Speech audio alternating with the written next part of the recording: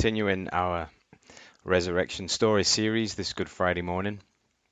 And this week we're looking at the character of Thomas, and we can read about him in John chapter 20, and we'll start at verse 24. Just read that through with you. Now Thomas, also known as Didymus, one of the 12, was not with the disciples when Jesus came. So the other disciples told him, "We have seen the Lord." But he said to them, "Unless I see the nail marks in his hands, and put my finger where the nails were, and put my hand into his side, I will not believe." A week later, his disciples were in the house again, and Thomas was with them. Though the doors were locked, Jesus came and stood among them and said, "Peace be with you." Then he said to Thomas, "Put your finger here. See my hands? Reach out your hand and put it into my side. Stop doubting and believe." And Thomas said to him, "My Lord and my God." Then Jesus told him, "Because you have seen me, you've believed. Blessed are those who have not seen and yet have believed." And we're continuing our series looking at these characters that John writes about for us, these resurrection stories, sort of looking at them and seeing the way that they are changed, moved by, interrupted by the resurrection, and then stopping to dwell on what that might mean for us. And we're going to keep in mind, as we keep looking at these stories, the proposition that Paul makes, and we read it a couple of weeks ago in 1 Corinthians 15:14. He talks about the resurrection almost like it's a bit of a knife edge moment. He says, if it's not true, I don't know if you can remember these verses or check them up later, we've not got them on the text. 1 Corinthians 15:14 says, if it's not true, it makes preachers like this and faith like ours useless. He even uses the word pitiable. He sort of says, if it's not true, you may as well do anything else but this. But if it is true, if the resurrection is true and it did happen, it means every word has life, every word sheds light, every word becomes essential. It's kind of like a knife edge, which really, I think, disrupts it disrupts a common Christian pastime that we have sometimes, that we develop, in that it tips us one way or the other. So often, or it's easy, isn't it, for Christianity to become something that we kind of hold at arm's length, or we kind of have as backup, or we save it for a rainy day. We kind of don't want to dismiss it altogether. We're like, kind of like, no, it's got good morals, or there's a nice community, or we like the songs, or whatever, or it's nice just to know that it's there. So we don't want to drop it altogether, but neither do we want to go all in, because sometimes we look at these people and we think, man, they're a bit full on. Or we think, I don't really know if I do go all in, I don't know where it's going to end up. Or I think this is the other thing, we don't want to over investigate it. We don't want to dig around at it too much, because we're scared a little bit maybe that we'll find out that we might think that it's not true. We might dig around so much we think, I just don't know if I believe this. So we just kind of hold it in the middle ground. I think one of the things that these resurrection stories do, I hope that they do, is that it's, as we look at these characters, I think they say to us, we can't go too far. It does go somewhere good, and it won't unravel after closer inspection. I think that's what we see in Thomas. So there's just three things I want us to have a look at this morning from this little story about Thomas. I think the first one is the prospect of doubt. The prospect of doubt in life.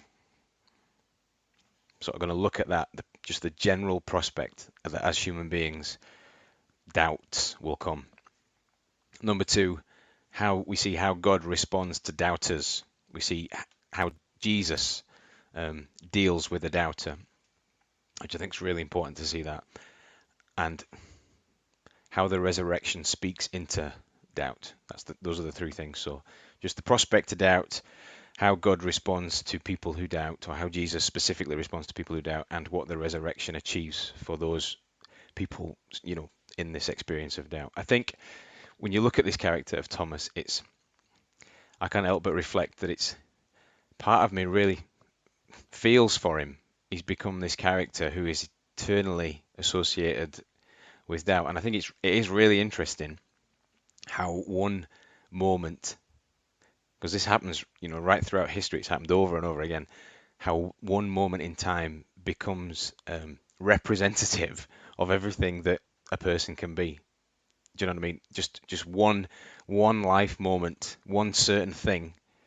And as I was thinking about this, chatting over the tea table with the fam, and the American Office came up. I don't know if you watch the American Office, but there's a character in there called Jim Halpert, who was called Big Tuna, just based on the fact that the first day at work he came with a tuna sandwich, and for the whole rest of the time he was known as, at least by one of his colleagues, as Big Tuna. I had a mate growing up whose nickname, I get this for a nickname, whose nickname was Yogurt.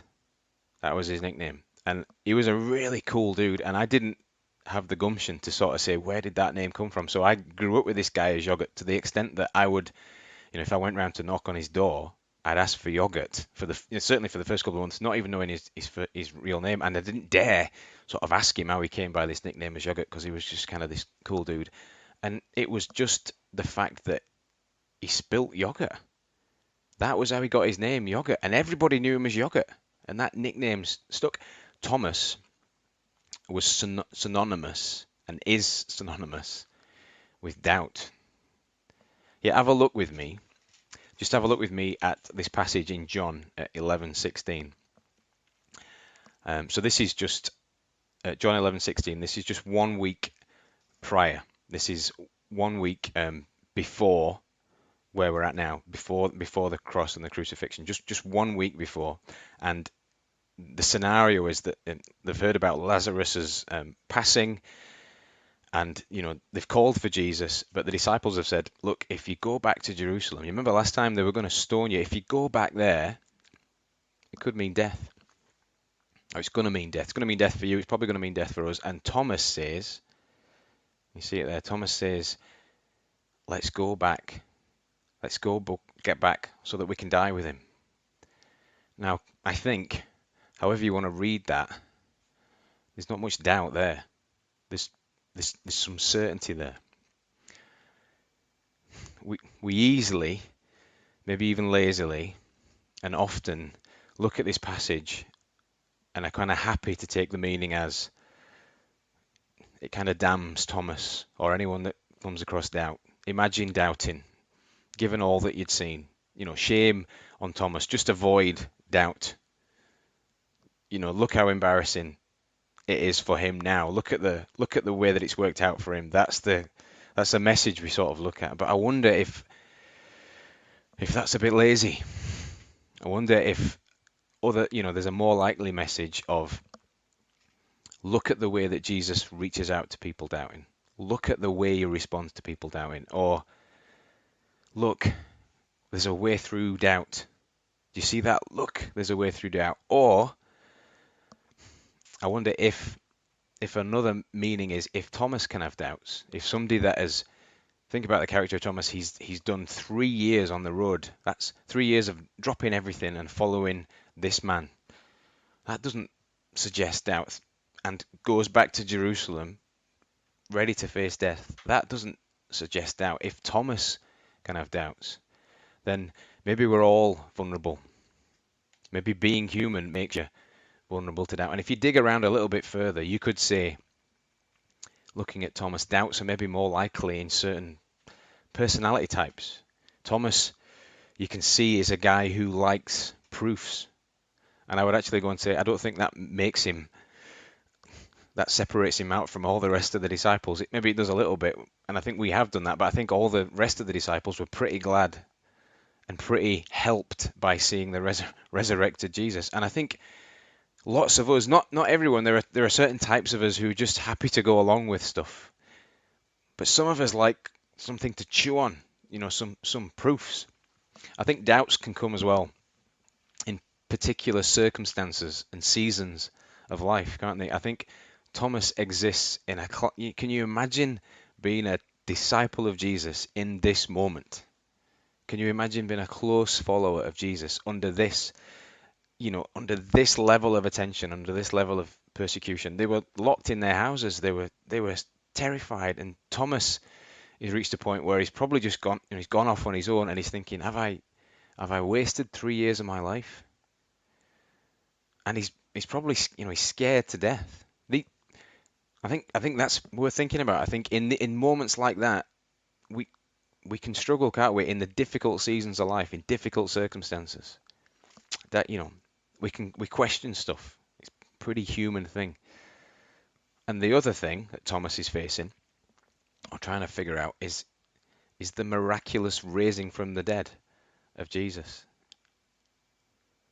I think we can appreciate that that's something to get your head around.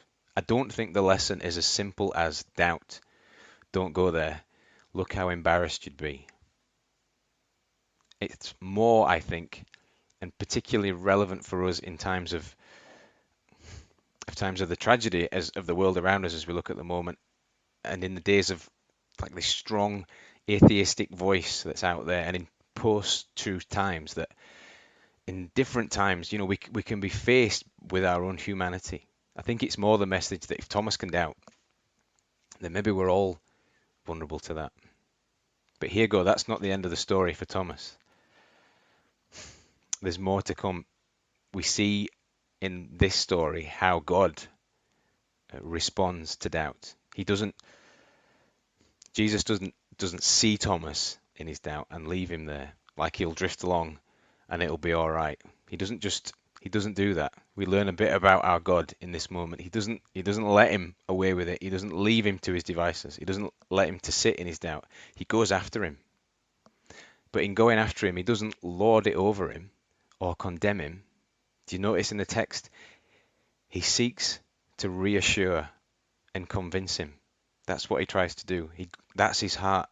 He's not there to hammer Thomas, which I think if any of us were in that position, having been abandoned by the disciples, we'd probably be pretty angry and want to go make a fool out of him for doubting. But he doesn't do that. He simply wants to reassure and convince him. Jesus says to Thomas in extreme, a guy in extreme fear, a guy, struggling with doubt, scared behind the doors locked. He says to him, "Peace be with you." Verse 26. He says to a guy who's the kind of character that needs some proofs. He's looking for a sign. He says to him, in love, "Put your finger here." Verse 27. "See my hands. Reach out your hand and put it into my side." What's Jesus saying to this character in this moment who's struggling with doubt? He doesn't leave him there. He lovingly says, "Investigate this. Thomas, investigate this." There's this lovely moment in the Good Friday story as Jesus is being accused and shouted at, dragged around, beaten up, all of the rest of it. He says this in John 18:20, and I'm sorry I've not got the text up on the screen. You'll have to take my word for it. John 18:20, he says, "I have spoken openly to the world. I always taught in the temple where everyone can see, where all the Jews come together. I said nothing in secret." Jesus says, whether it's a hater accusing him or a believer doubting him, he says to them both, investigate this, dig around, study the eyewitness accounts, search, pore over my character, look again at the story of the resurrection. I've got nothing to hide. There's nothing here I'm scared for anybody to see. It's an open book. Jesus says, investigate it. You'll find it doesn't unravel. In fact, it comes together. You'll find you won't go too far with it. In fact, you'll find you can't go far enough. And the third thing, what resurrection achieves for people struggling with these doubts. I think one of the things we can think about is that doubts are okay when they're momentary and they're in small things. So it's okay for you to doubt if your toaster's going to work. It's not going to be the end of the world. My toaster's a bit fragile. I don't know if it's going to work. Oh, I might not get toast today. It's not the end of the world. But when doubts,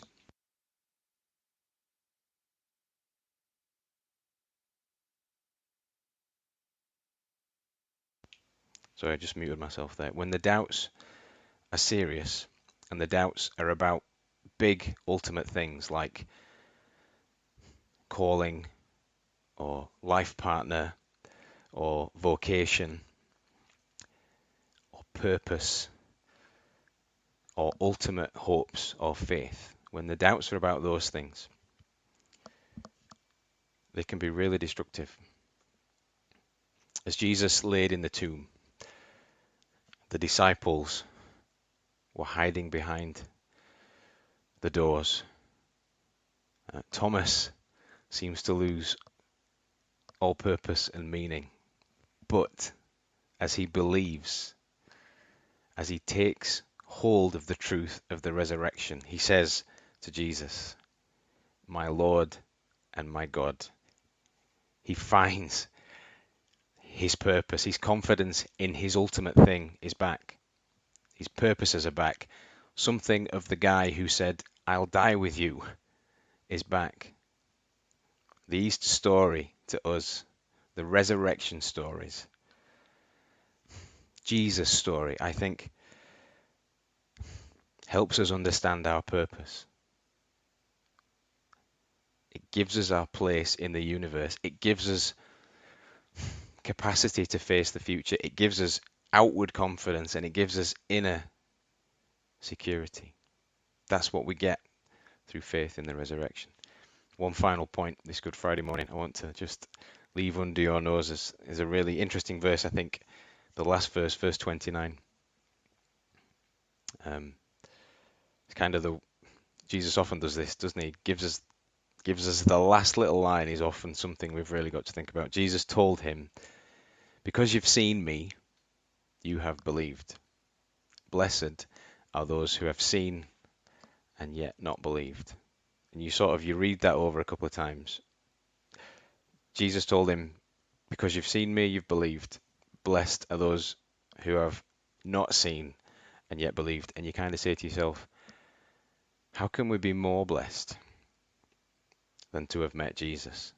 How can our blessing now be even on a par with that? But how can it be more blessed for us now? How can it be more blessed than to have had Thomas's experience where he looked at his wounds, or drank the wine that Jesus made, or was on the boat where the fish jumped in that Jesus made, and the seas calmed in front of him? How can we be more blessed than that?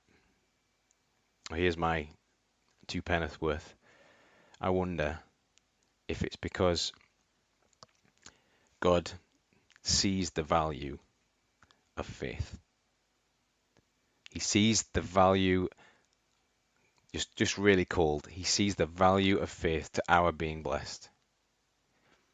Because we read in his word about Abraham, and it says of Abraham, his faith was credited to him as righteousness. So we look at a character like Abraham, and because of the faith he showed, he displayed, and he didn't know the full story, he didn't know the full revelation of what God was going to do in Jesus, and yet he achieves this state of righteousness. And if God's word declares us righteous, what a thing to say. And Abraham has this through faith. And Jesus goes on to say, faith as tiny and as minute as a mustard seed can move mountains. He says to us, I think, in this verse 29, which is directed beyond beyond the immediate listener and to the wider world and to wider history. He says, You people of faith, of even maybe even simple faith, will enjoy deep rooted happiness because you live by faith. This may be simple childlike faith, this trust, this simple trust, this leaning into something that we can't, we can't do what Thomas did. We can't put our hands inside the nails, inside the piercings of Jesus.